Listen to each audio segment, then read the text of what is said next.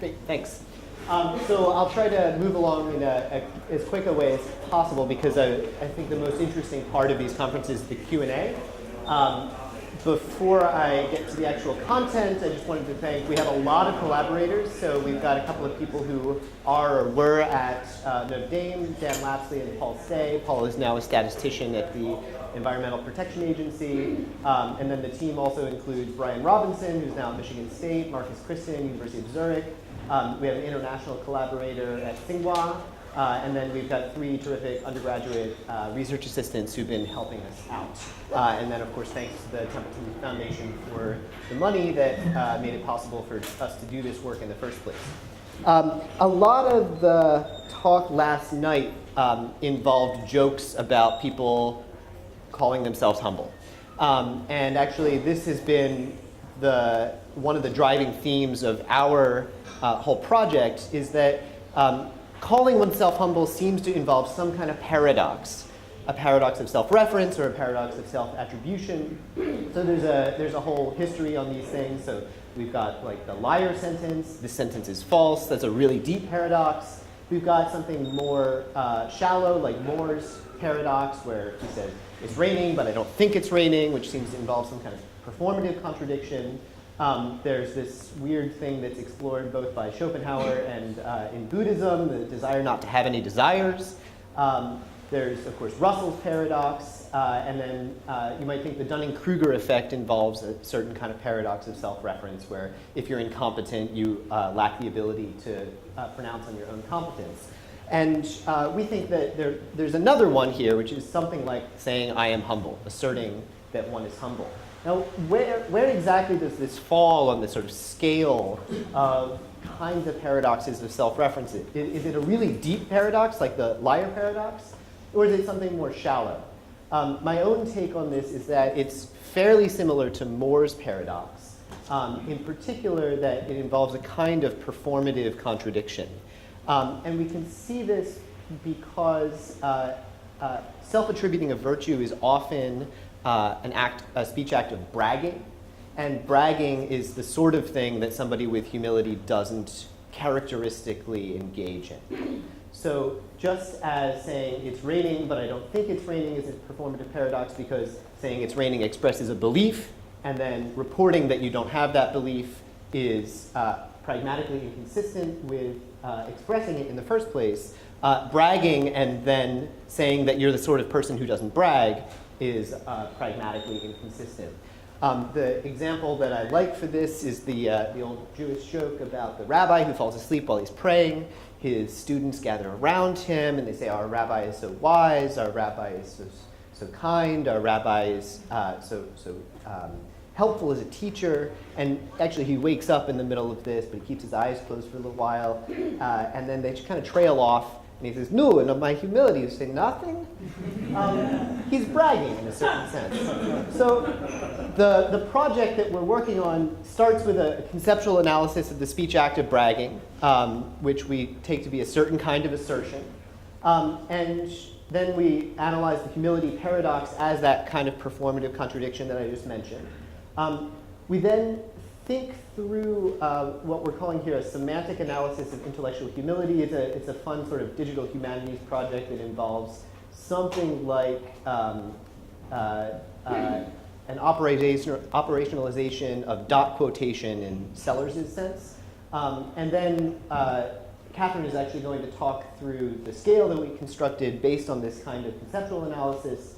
And then we'll report some pilot data on an intellectual humility IAT, which we think might help to get around the self-attribution paradox because it involves these quick automatic processes rather than making assertions about oneself. And then Jacob will briefly talk about the behavioral test that we've got a little bit of pilot data on and would be happy to share with anyone who wants to run it in their own lab. So here's an example of bragging. This guy, @JohnMo on Twitter, recently said the fact that Wikipedia lists me as a notable alumnus of my college speaks ill of the reliability of crowdsourced information. This is actually a particular kind of brag. It's a humble brag. And in our analysis of bragging, we have a way of distinguishing among these. So I'll just give you the analysis here, and I'm not going to argue for it in a huge amount of detail.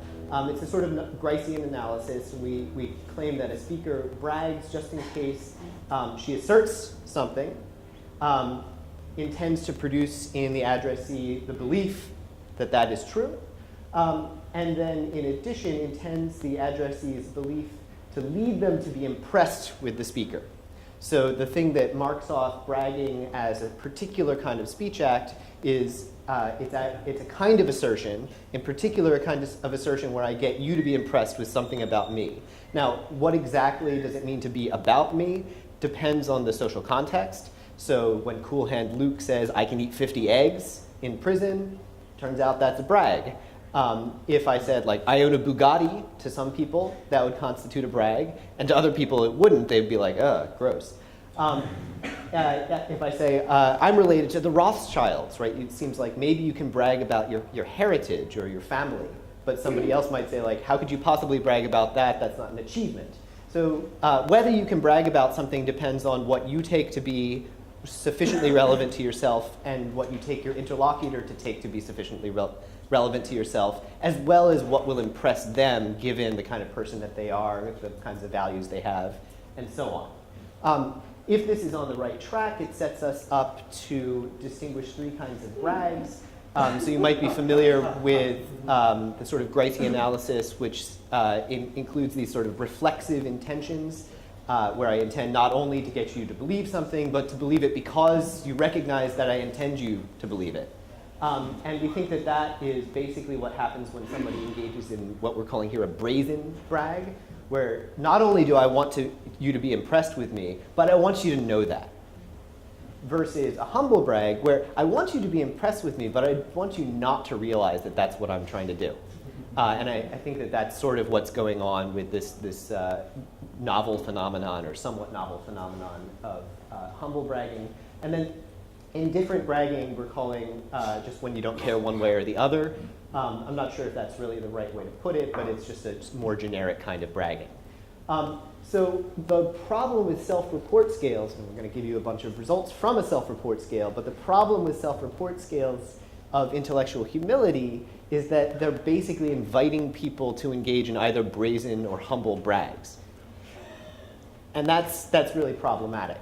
So that means we need to get subtle in the kinds of items we have, as well as trying to get some other methods, either informant report, which we're still getting, or IATs, or behavioral measures, or something else like that. So being somewhat influenced by Nietzsche, I have this idea that humility is maybe not quite all it's cracked up to be. And in particular, I'm concerned that it's, especially intellectual humility, isn't necessarily some kind of natural psychological kind. It might have different components that have been sort of historically built into it at different times. It's worth remarking on the fact that in ancient Greece, for instance, being humble was a vice. And then Christianity sort of reversed that. And so you might think that the concept we have now is this sort of weird palimpsest that has potentially even contradictory elements in it. And that if we want to be able to measure this thing, we're going to have to separate those out to the extent we can, and especially if we want it to be a sort of normatively guiding thing, we're going to maybe want to excise some of the pieces. Part of the way to think about why humility might be a vice, it draws on the verb to humble, right? If someone humbles you, that's generally not going to be a good thing for you, right? And that's sort of weird, but then we also sometimes call on God to humble us, and then you might think, well, then that's sort of a virtue. So it's like a little bit self-contradictory. And actually with we already did that. With the semantic analysis that we ran, we found something along these lines in English, but not in German. So this is the result of what we call a superparamagnetic agent map. And basically, the metaphor for understanding this is really simple. We take all of the terms that we can possibly think of that are either synonyms of or near synonyms of intellectual humility, and then associate with each term all of the terms that are listed as synonyms or near synonyms of that in the largest dictionary the largest thesaurus of the English language. And then basically the terms then cluster based on how much overlap they have in their synonym sets. So they all repel each other, but they attract to the extent that they share synonyms. And what we get is actually this really nice three-cluster set where on the one hand, sorry the text is somewhat small, you get a kind of inquisitiveness, inquiringness, scrutiny, interest, thirst for knowledge, and curiosity up here. And that's one kind of component, you might think, of intellectual humility, or if not a component of it, a close cousin. And then over here, you get what we're calling sensibility, which involves things like discreteness, discernment, judgment, awareness, and precaution. And then down here, the sort of problematic cluster involves things like decency, demureness, lack of pretension, humbleness, and so on. And what's going to turn out to be the case is that these synonyms of intellectual humility overlap with some of the antonyms of intellectual humility. So it's an auto-antonym. So what are the antonyms? Well, they basically cluster into these groups. One's having to do with overrating the self, so things like egomania, smugness, conceit, egoism up at the top right there.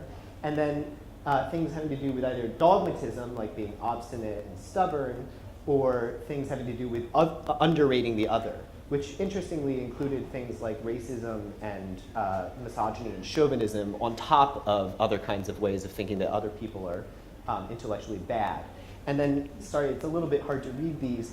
These include things like servility, timidity, submissiveness, and acquiescence, this little cluster here. And it's going to turn out that that cluster of antonyms of intellectual humility overlaps with some of the synonyms of intellectual humility that have to do with like meekness. In particular, you can see it here. So if you map the synonyms and the antonyms all together, it turns out that there's a part of intellectual humility that is its own opposite, at least as thesauruses suggest. And so that might make you think, well, maybe we need to separate these out conceptually, or maybe we need to just say that this is not part of the virtue of humility. It might be part of the trait of humility understood in a more sort of descriptive way, but it's not going to be part of the virtue. We ran the same kind of analysis in German, and we got the same three clusters of synonyms, so stuff having to do with knowledge and inquisitiveness, stuff having to do with being sort of sensible or sensitive, and then stuff having to do with being discreet. Somewhat interestingly here, the antonyms don't overlap with the synonyms. So they form distinct clusters in the joint map. So maybe it's just a thing about English, I don't know. Maybe we need a better methodology and we'll see the same problem in German. We tried to replicate this in Chinese, but the Chinese thesauruses that we had access to listed very, very, very few synonyms, so there's basically no overlap among anything, and so no clusters emerge. So we'd be interested in seeing how this works in other languages that have thesauruses that are more robust. And maybe it just turns out to be a problem in English, I don't know. That said, we can now think about if you want a scale of intellectual humility, then you're probably going to want to measure all of these clusters. And you're going to want to be sure that where you have this sort of problematic overlap between synonyms and antonyms, that you're attentive to that. And with that, I'll turn it over to Catherine, if I can.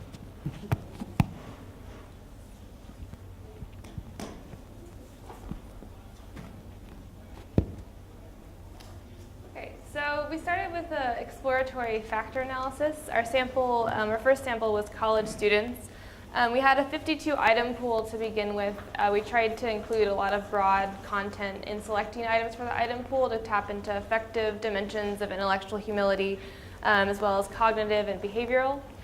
And so our exploratory factor analysis revealed 8 factors. Our goal here was to kind of start out with a really broad, conceptually broad item pool, and then to sort of carve out the parts of the factors that were most central to intellectual humility.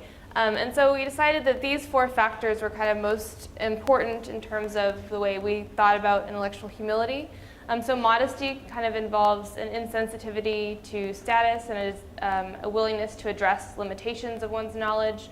Vanity is sort of a hypersensitivity to how someone is perceived. So things like, I like to be the smartest person in the room kind of was one of the example items for vanity. Resilience is about how someone reacts affectively to mistakes or when they're criticized. So, either being appreciated when someone corrects you when you've made a mistake, or being frustrated or humiliated when someone corrects you would be reflected in that dimension. And then boredom is sort of similar to openness, about, sort of being interested in understanding things that are different from your already established beliefs, or seeking out knowledge that's unknown to you. So we then did the confirmatory factor analysis using this time M-Turk workers, so it was a more diverse sample, at least in terms of the age range. And we got fairly good fit in terms of at least the indices RMSEA and SRMR. So for RMSEA, it should be 0.06 or less to be good fit according to Hugh and Bentler. And SRMR should be less than 0.08, and so those look good. CFI is a little low, that should be above 0.95, so that doesn't look so good. And so we looked for what was going wrong in this model, and a big part of it was that some of the items were cross-loading, and also some of the items kind of had lower loadings than other items. So we decided to refine each of these separate scales individually in terms of thinking about maximizing the unidimensionality of the scales, while at the same time trying to make the content coverage as broad as possible. We tried to balance key and direction as much as possible, and also to maximize diversity in the item's level of endorsement. So we ended with a 4-factor model that had improved fit. Once again, RMSEA and SRMR within acceptable range. CFI is better, but not as good as it could be. So then we did an item response theory analysis to see how well the scale performed at different levels of the trait continuum. And as you can see, for modesty, at least for people that are higher in modesty, the scale is much less precise, so it provides much less information. And so that's one limitation that we tried to address. For vanity, much better coverage, much better precision across all levels of the latent trait continuum. Neuroticism and boredom are kind of the opposite pattern of modesty. They provide the most precision for people that are higher in those qualities. And then we also did a self-report replication in the informant report study. We tested new items to help remedy what we found in the IRT analysis about coverage of the modesty trait continuum, but we only one really loaded on its factor. So we changed only wimps admit they've made a mistake to only wimps admit they're confused, since that seems to be also more about knowledge rather than just mistakes in general. And once again, you see that fit is worse in this other sample, which usually happens when you try to replicate in a new sample. So still some room for improvement, but overall, at least by RMSEA and SRMR, the fit indices look pretty good. So we actually haven't been able to collect our informant participants yet, but we should be able to do that soon, because our 1,185 participants have 1,500 informants. So that we just asked every participant to list someone who knew them well, and they filled out the same survey, but just used third-person framing. And we also asked some questions about their relationship with the participants, so we can kind of see whether or not some informants are more or less informed than other types of informants. And the first question that we want to answer when looking at this data is, will we see the same factor structure? You might expect what you observe about someone to be different, or what would be most salient about what you're observing about someone to be different than what you observe about yourself, and so there could be a different factor structure there. And of course, also we'll check to see if there's consistency between self-report and informant report measures. Okay, so moving on to the convergent and divergent validity study. So we tested first one behavioral manifestation of intellectual humility you might think would be overclaiming. So we used Paulus's overclaiming measure, which just measures the tendency of people to say that they're familiar with certain words in content areas. that actually don't exist. And so it's a good measure just objectively of figuring out how much are people claiming to know things that they could not possibly know. And so you see that modesty shows a negative correlation with overclaiming bias. Narcissism, we also expected to be more related to vanity, and so you see that relationship as well. So it's once again just sort of a hyper sensitivity to one's reputation and how someone's perceived. Grit, we expected to be related to resilience and boredom, since it involves tenacity when trying to understand new concepts or difficult concepts. And so the way that someone reacts emotionally when they are confronted with a mistake might make a difference there. And boredom, similarly, being interested in new knowledge. So here in red are things that we either hoped would not be related to our scales or didn't have a prediction for. So these are the two social desirability scales. And as you can see, our scales do have fairly moderate relationships with these social desirability scales, suggesting that social desirability and self-enhancement is at least in part driving responses to these scales. Self-esteem, we included this partly because of the overlap in the semantic analysis between humility and things like submissiveness, and so we just wanted to make sure that humility wasn't also related to low self-esteem. And then we also looked at correlations with personality traits, so we used the questionnaire Big Six as our personality measure. Encircled are the correlations that we expected to find. So, for example, modesty should be correlated with honesty. It's sort of counterpart in the personality inventory. Resilience should be correlated with the resilience inventory. But we also found, as you can see, a lot of these correlations are fairly high. And so this relationship with personality measures wasn't what we expected and a little surprising. So that kind of raises the question whether or not our scale is just measuring some combination of personality traits for which we already have measures. So then the question would be, why do we need a new measure? But we did test to see, so our one behavioral component, overclaiming, and we wanted to see whether or not the modesty scale could explain a significant proportion of variance above and beyond what the 6 personality traits already can explain. So we started out with a model that had only the 6 personality traits predicting overclaiming. And we found that it did explain a significant amount of variance, 5.2% of the variance, so small effect size, but it was significant. And then adding just the modesty component on top of that explains an additional 3.2% of the variance. And so that's good news for modesty in terms of at least having some predictive validity above and beyond what personality traits can predict. And then finally, modesty was also the strongest, I don't know what's going on there, but it's also the strongest predictor of overclaiming bias in the final model. So that was kind of cool. We also did a Chinese language replication. We found that a 6-factor model emerged, and this looked a lot very different from our model. And so, still kind of looking about how that relates to maybe differences across cultures. So might not necessarily expect to find the same factor structure.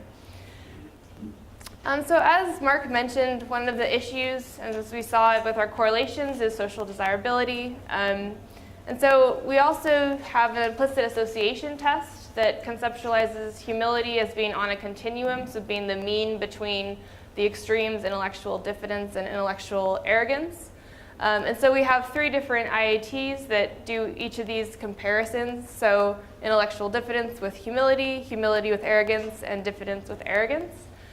This screenshot is from, it would be from the arrogance compared with the diffidence. And so, we just had people take that as well. I think reliabilities, so we did split test reliabilities. They were so-so, ranging from about, I think, 3.8 something to maybe 5 point something. So not great, but we had a small sample size, and we'll probably continue to use that to see whether or not it explains more stuff than just the self-report scale. So with that, I'll turn it over to Jacob to talk about the behavioral measure.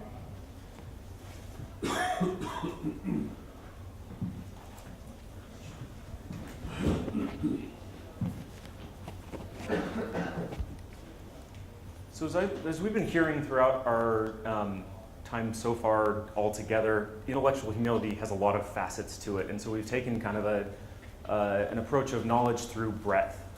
So we used a lexical approach using a thesaurus, some self-report. We were also interested in getting at a behavioral measure of humility, a way to figure out whether humility can be looked at kind of through the side door behaviorally.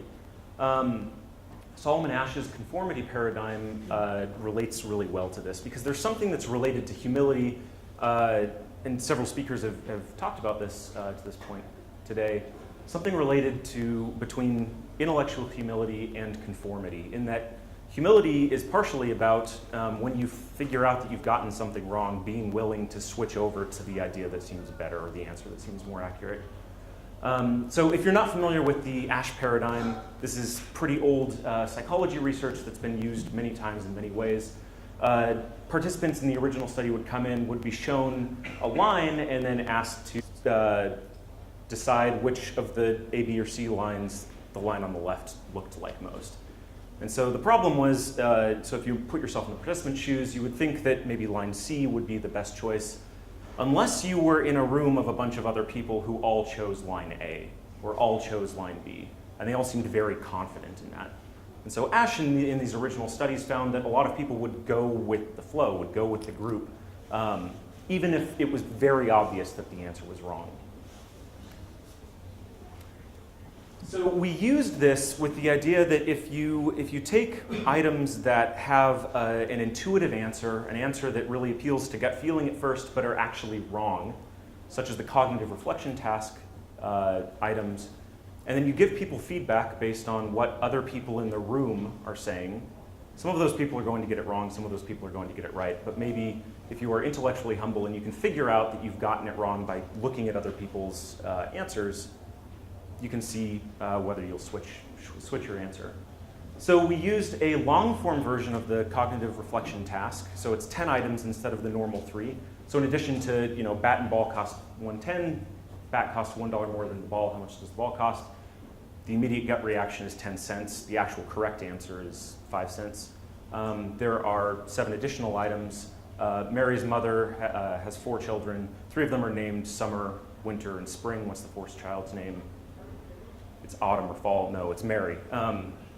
So I've practiced these enough and I still get them wrong.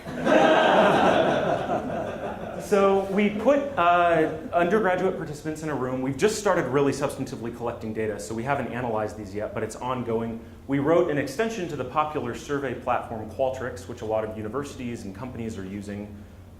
We can make this available. We've been talking about open sourcing it. But participants go through a series of 10 answers. So everyone's in the room. They're asked a question. So they're asked to answer the question and then rate how confident they are in their answer out of 10 tokens. And the stakes are fairly high for undergraduates because the tokens correspond to up to $20 payouts at the end. You might say the stakes would be higher if we were using graduate student participants. But still, for undergrads, it's fairly good money. So other researchers in the past have done this using false feedback, so you just kind of pre-program and then you tell people falsely that these are the things that other people in the room have been talking about. It's a bit harder to do real feedback. We've actually taken both approaches so that we can look at these data both ways. So the Qualtrics extension that we wrote randomly assigns people at the beginning of each session either into an accurate feedback condition or a false feedback condition. And if they're in the false feedback condition, it then randomly assigns them into one of 7 false feedback conditions. So either they're seeing everyone else in the room got the correct answer. So it says, if there were 20 people in the room, 19 people, so 19 other people, said that the answer was 5 cents. Or that everyone is incorrect unanimously, or that all but just 1 or 2 people got the answer correct, or that it's evenly split. So people are seeing a lot of different things depending on their condition. And so you would think that what people are seeing, depending on their level of intellectual humility and their ability to reflect and really think about and maybe figure out the correct answer if they didn't get it correct the first time, is going to change the response. So after seeing this feedback, so there's a screen, a syncing screen, and then the participants see, 5 other people said this, 6 other people said this, the rest said this. Participants are given the opportunity to re-answer and then change their wager. And it's this final wager that's used in the final payout. Participants are told this beforehand. So the final wager is what counts, and then at the very end, it adds everything up and people get paid. So we've been using that, and that's an ongoing thing, but we're excited about that kind of behavioral approach in addition to the lexical approach, the self-report approach. The idea being that each of these approaches has benefits, but also has limitations, and so hopefully we'll be able to converge on a better, more substantive understanding of the concept.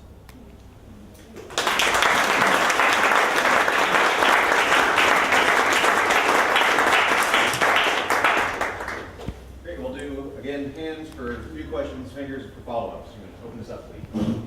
Am I correct that your items, given the way you approach the development of it, tap both into the person's private reactions to things they may not agree with? So for private intellectual humility, plus their interpersonal reactions, I mean, and in that case, does the high scorer on the scale, the most high-scoring people, have to show both private intellectual humility and some kind of public modesty at the same time?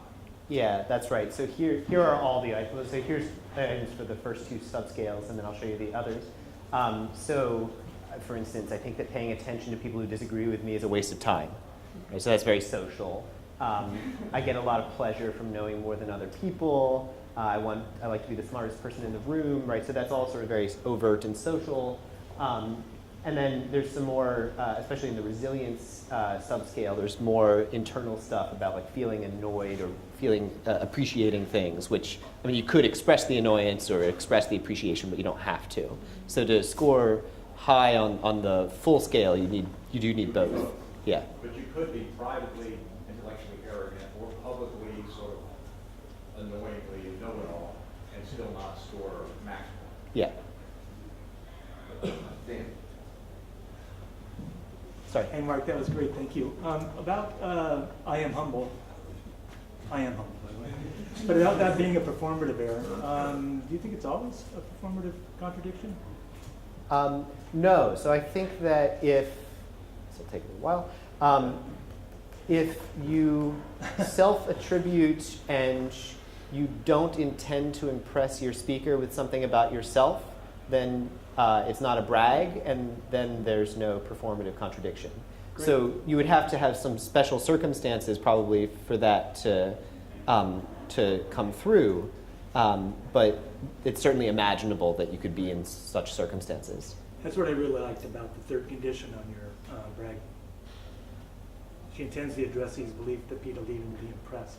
Right. You might lack that, and in a certain context, after some time in therapy, talking about your limitations, the therapist says, well, let's talk about your strengths, and I suppose I'm humble, but that lacks condition 3.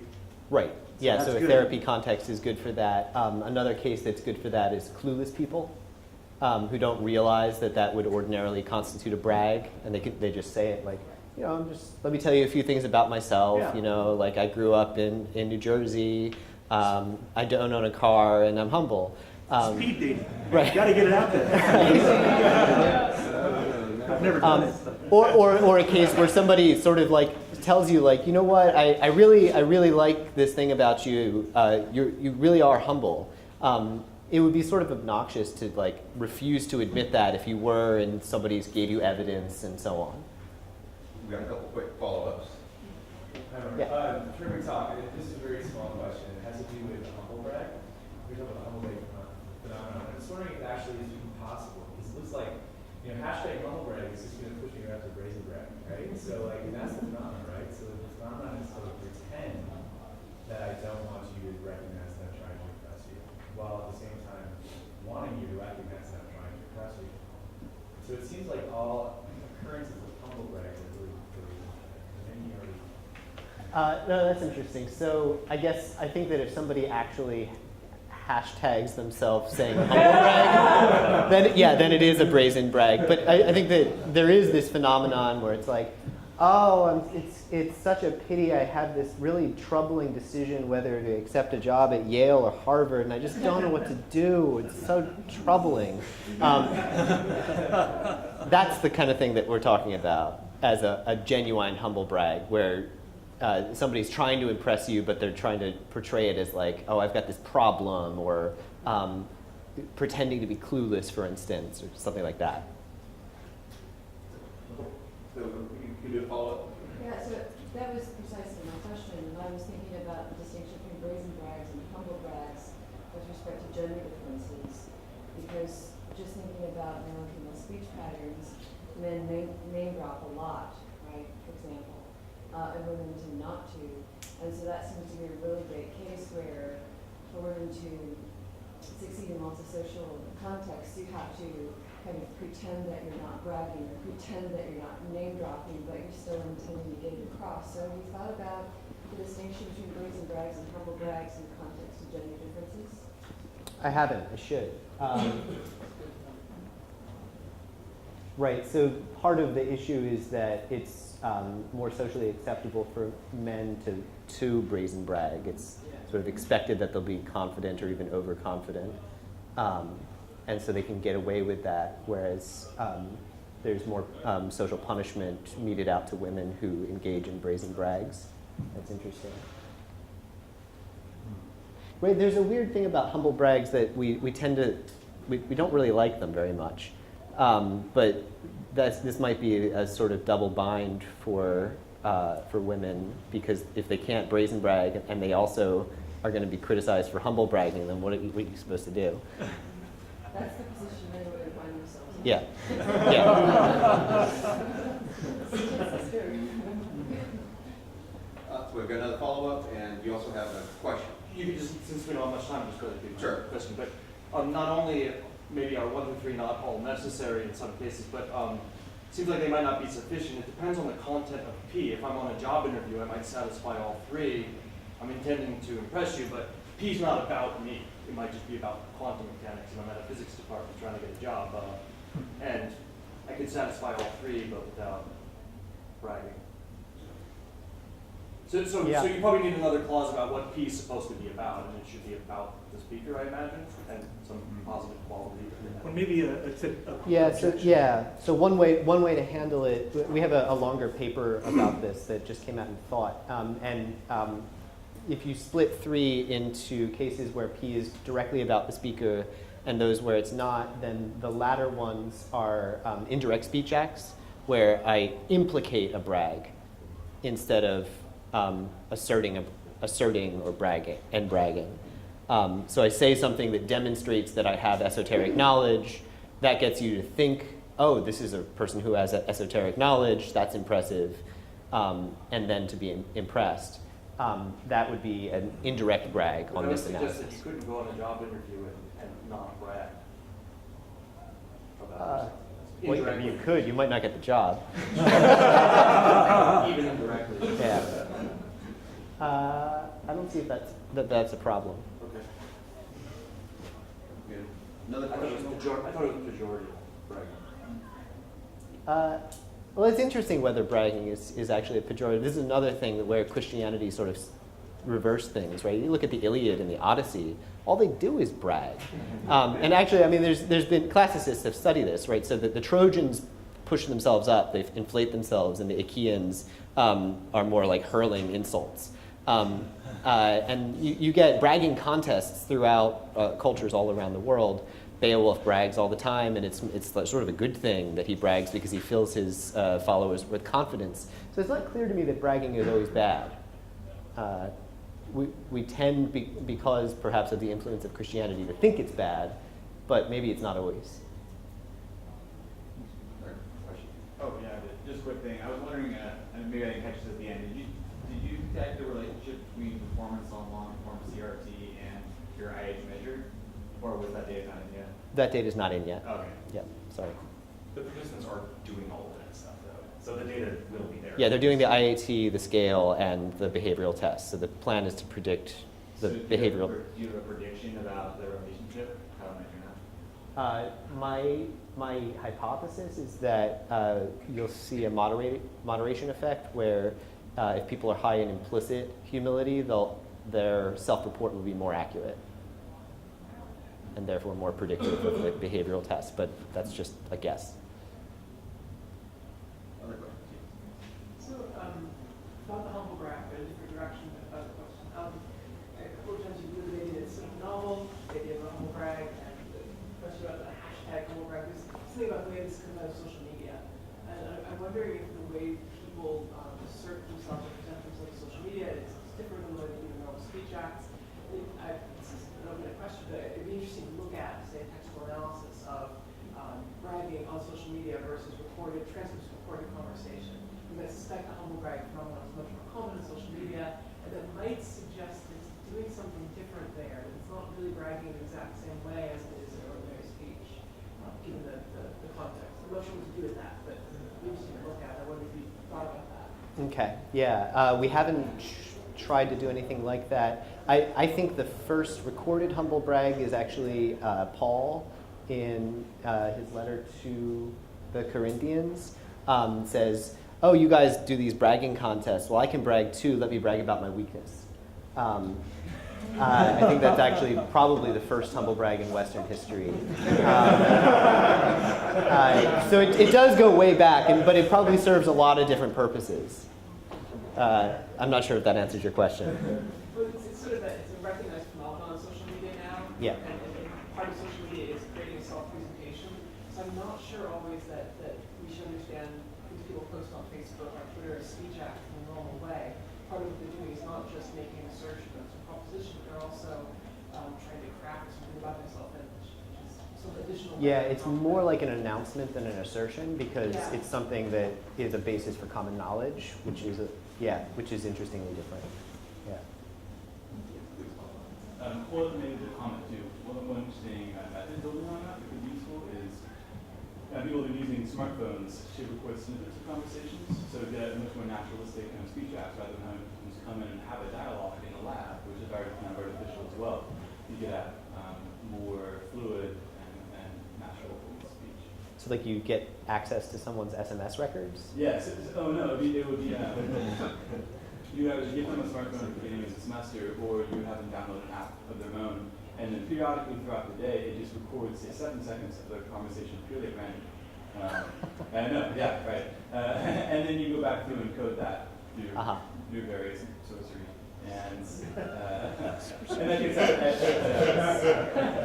can obviously people are It's like random experience sampling, right? That's cool. And you can predict before and after what is Right. Cool. Thank you. All right, we'll have time for one more question, Ryan. I also had a question about the sufficiency of 1, 2, 3, and it's related to your comment a bit ago about whether bragging is always bad.